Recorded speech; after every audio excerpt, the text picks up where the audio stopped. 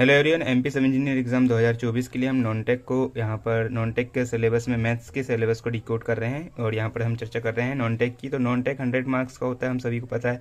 Maths, reasoning, computer science, Hindi, English और GK, इस प्रकार से 7 सब्जेक्ट रहते हैं। सभी लगभग इक्वल रहते हैं। जीके का जहाँ तक पोर्शन रहता है वो 15 से 16 नंबर का रहता है, ठीक है।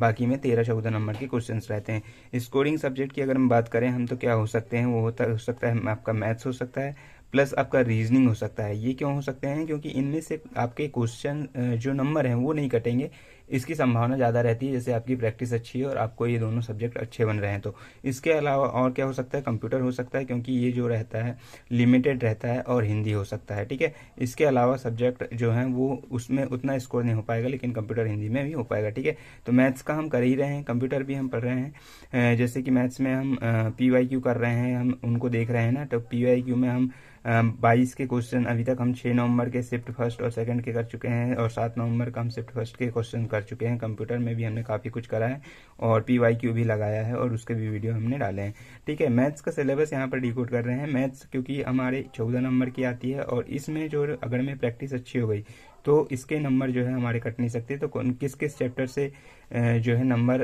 कितने आते हैं क्वेश्चंस, उनको हम यहाँ पर देखेंगे।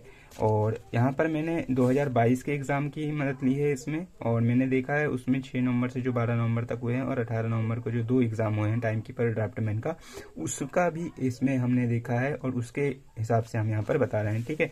तो चैप्टर फर्स्ट है नंबर सिस्टम से 2 से 3 क्वेश्चन आ रहे हैं, लगातार आ रहे हैं। और जैसे कि हमने 6 नवंबर के शिफ्ट फर्स्ट सेकंड भी देखा और 7 नवंबर का भी क्वेश्चन करे हैं, तो उसमें भी लगातार आए हैं, ठीक है। अलजेब्रा और फॉर्मूला बेस्ड क्वेश्चन भी आ रहे हैं, जो कि 2 से 3 क्वेश्चन है, और सिंप्लीफिकेशन के बोर्ड माउस कह लीजिए, उसमें से 2 से 3 क्वेश्चन आ ही रहे हैं। मिक्सचर एलिगेशन के 2 से 3 क्वेश्चन आ रहे हैं। LCM SCM के 1 से 2 क्वेश्चन आ रहे हैं।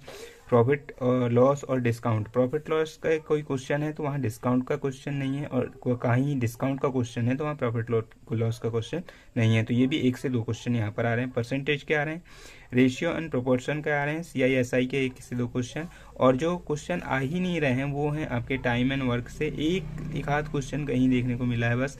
और मेंसुरेशन का 2D 3D, इसमें से कोई क्वेश्चन नहीं आ रहे हैं। रेस में से कोई क्वेश्चन नहीं आ रहे हैं, मुश्किल से एक आध क्वेश्चन आ रहा है। ट्रेन के क्वेश्चन नहीं आ रहे हैं, ट्रेन के क्वेश्चन मुश्किल से मिला है, एक क्वेश्चन मिला है ना। बोट एंड स्ट्रीम से क्वेश्चन नहीं आ रहे हैं, और जितने भी चैप्टर हैं तो उनमें से क्वेश्चन नहीं आ रहे हैं, ठीक है। यहाँ पर आप देख पा रहे होंगे कि यहाँ पर जो इंपॉर्टेंट चैप्टर हैं वो number system, algebra, formula based question और simplification, mixture alligation, LCM SCM, ये ज़्यादा हैं, ठीक है। और प्रॉफिट लॉस मतलब बेसिक कहा जाए तो बेसिक जो अंक गणित आ रही है, अंक गणित इसमें ज़्यादा आ रही है, ठीक है। अंक गणित जो नंबर सिस्टम है कहना चाहिए आपका, वो ज़्यादा आ रहा है ना। जो एडवांस मैथ्स की अपेक्षा अर्थमेटिक ज़्यादा आ रही है ना, अर्थमेटिक आपकी ज़्यादा आ रही है, ठीक है। तो मैथ्स में आप क्या कर सकते हैं कि आपके जो नंबर ना कटें इसमें, तो जैसे 14 नंबर के आती है मैथ्स इसमें, तो आप क्या कर सकते हैं 2022-23 के पूरे क्वेश्चंस को लगा सकते हैं, ठीक है। इससे पहले भी मैंने बताया था कि आपको, जैसे हमने ग्रुप 4 का क्वेश्चन लगा लिए थे, परफेक्शन एकेडमी के सर हैं दीपक पाटीदार, उनसे वहाँ से लगा सकते हैं। हमने ग्रुप 4 और वन रक्षक के इनको कंप्लीट कर लिया था। उन्होंने पुलिस के भी करवा रखे हैं, पुलिस के उन्होंने 2022 में 21-22 में जो हुई थी उनका भी करा रखा है, और 23 में जो हुई है उसका भी करा रखा है, ठीक है। तो इनके क्वेश्चन भी उन्होंने करा रखे हैं। उन्होंने पटवारी के भी क्वेश्चंस करा रखे हैं। तो इनको अगर मैं आप कर लेंगे PYQ, या फिर आप अपना PDF के माध्यम से भी कर लेंगे, तो भी आपका यहाँ पर मैथ्स जो है कवर हो जाएगा, ठीक है। इसके अलावा आपको कुछ और पढ़ने की मैथ्स में ज़रूरत नहीं पड़ेगी। तो यहाँ पर आपके 14 नंबर अगर मैं आपकी इसकी अच्छी प्रैक्टिस हो गई, तो ये जो नंबर हैं ये कटते नहीं हैं, और इसमें वो नहीं रहता है कि क्वेश्चन कहाँ से पूछे गए हैं। तो जहाँ से हमारी तैयारी रहती है वहीं से क्वेश्चन पूछे जाते हैं, ठीक है।